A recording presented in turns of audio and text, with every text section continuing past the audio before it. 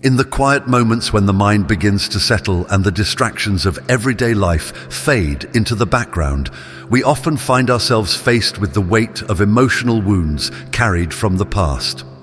These wounds, often deeply rooted, are not just a product of our current life, but a result of countless experiences that transcend this existence.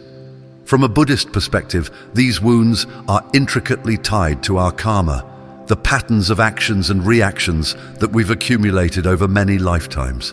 Karma, in its simplest form, is the principle of cause and effect.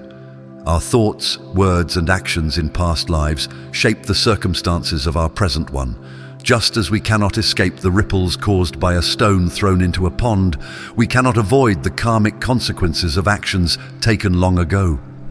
These karmic imprints often manifest as emotional wounds, feelings of loss, fear, anger, or sorrow that seem inexplicable or disproportionately intense in relation to our current life experiences.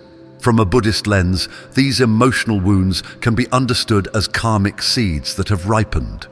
In this life, we experience the fruits of our past actions, and through that experience, we have the opportunity to transform our relationship with those wounds, creating the conditions for liberation.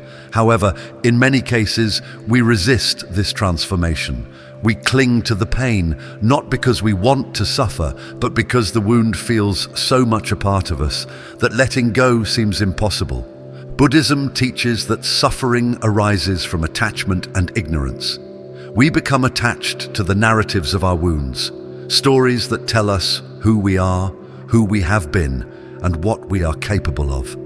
These narratives, formed over lifetimes, reinforce our sense of self and identity. Even when they are painful, they provide a sense of continuity, grounding us in a known reality. To heal, we must be willing to question the validity of these stories, to see through the layers of delusion and misunderstanding that cloud our perception of ourselves and the world. Central to the healing of emotional wounds in Buddhism is the understanding of impermanence. Everything in this life, including our suffering, is transient. Our emotional wounds, no matter how deep, are not fixed or eternal. They are dynamic and constantly changing, influenced by the conditions of our internal and external environment. When we recognize the impermanence of our wounds, we begin to loosen the grip they have on us. We see them as temporary states rather than defining aspects of who we are. Meditation becomes a crucial tool on this path of healing. In meditation, we cultivate mindfulness and awareness, allowing us to observe our emotions without judgment or attachment. Through meditation, we learn to sit with our pain, to become intimately familiar with it, rather than running away from it or pushing it aside. This process of bearing witness to our emotional wounds without the need to fix or alter them creates space for healing to occur naturally. The practice of mindfulness encourages us to observe our emotions as passing phenomena, like clouds drifting across the sky, rather than as permanent fixtures in our psyche. Buddhism also emphasizes the importance of compassion in the healing process. Compassion, both for ourselves and others, allows us to soften the harsh judgments we often place on our wounds. Instead of viewing our suffering as a personal failure or flaw, we begin to see it as part of the human condition. We recognize that, like us, others too carry emotional wounds, and in that shared experience, we find connection and empathy. Compassion opens the door to self-acceptance, allowing us to embrace the totality of our being, wounds and all, without shame or guilt. The Buddhist concept of non-self, anatta, is another key element in healing emotional wounds. According to this teaching, the self that we cling to, the one defined by our wounds, memories and desires, is an illusion. There is no permanent, unchanging I at the core of our being. Our sense of self is a construct created by our thoughts, emotions, and experiences. By clinging to this illusory self, we perpetuate our suffering, reinforcing the wounds that define us. However, when we begin to see through the illusion of self, we realize that our emotional wounds are not personal. They are not ours in the way we typically think. They are simply experiences, arising and passing away according to causes and conditions. This realization of non-self can be profoundly liberating. It allows us to step back from our emotional wounds and view them with greater equanimity. Instead of being caught in the drama of our suffering, we can observe it from a place of stillness and peace. This doesn't mean that the pain disappears overnight, but it does lose its grip on us. The emotional wounds that once defined us begin to dissolve as we stop identifying with them. One of the most powerful practices in Buddhism for healing emotional wounds is the practice of loving kindness, metta meditation. This practice involves cultivating an attitude of unconditional love and compassion toward ourselves and all beings. Often, our emotional wounds stem from feelings of unworthiness or inadequacy, from the belief that we are not deserving of love or happiness. By practicing loving kindness, we actively counter these destructive beliefs. We send love and kindness to ourselves, not because we are perfect, but because we are inherently worthy of love simply by being alive. In loving kindness meditation, we begin by directing this love toward ourselves, repeating phrases like, "May I be happy, may I be healthy, may I be free from suffering." Over time, we extend this love outward, first to those we care about, then to neutral people, and finally to those we have difficulty with, even those who may have caused us emotional harm.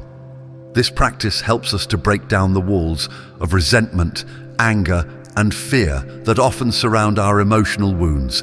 It teaches us to let go of grudges and cultivate forgiveness, both for ourselves and others.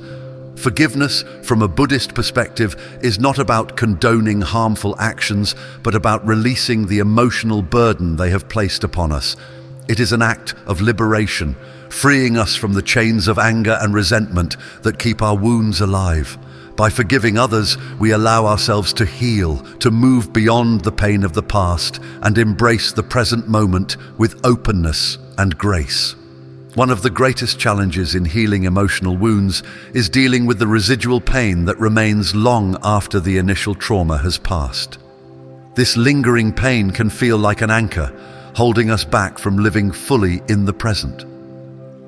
Buddhism teaches that this residual pain is a form of attachment, a clinging to the past that prevents us from experiencing the freedom of the present. To release this pain, we must be willing to let go of our attachment to the story of the wound. This doesn't mean denying or ignoring the pain, but recognizing that it no longer serves us. Letting go is an act of courage and trust.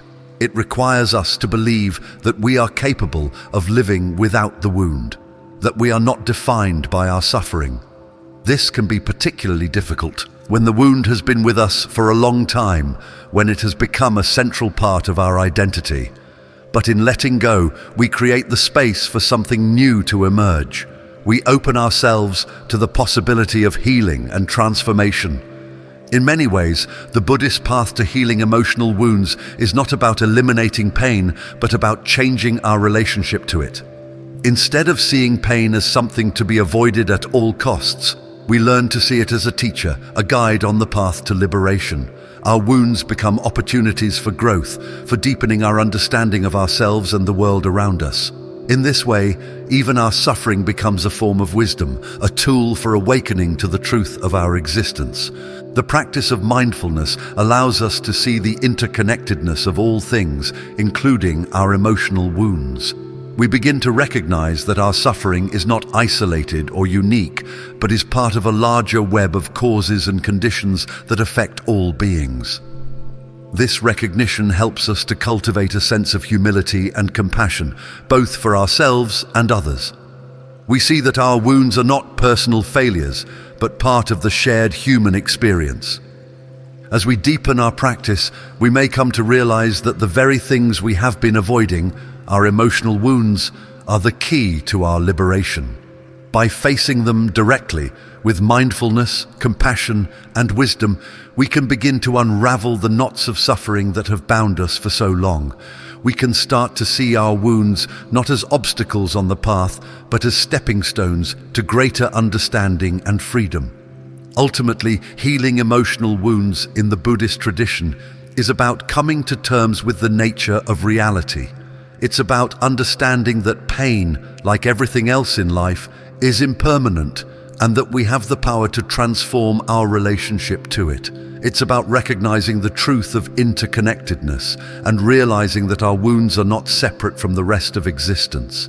And it's about cultivating the qualities of mindfulness, compassion, and wisdom that allow us to live with greater ease and freedom, no matter what life throws our way. Through this process of healing, we come to see that liberation is not something that lies outside of us, in some distant future or ideal state. It is something that is available to us in every moment, right here, right now. By transforming our relationship to our emotional wounds, we transform our relationship to life itself.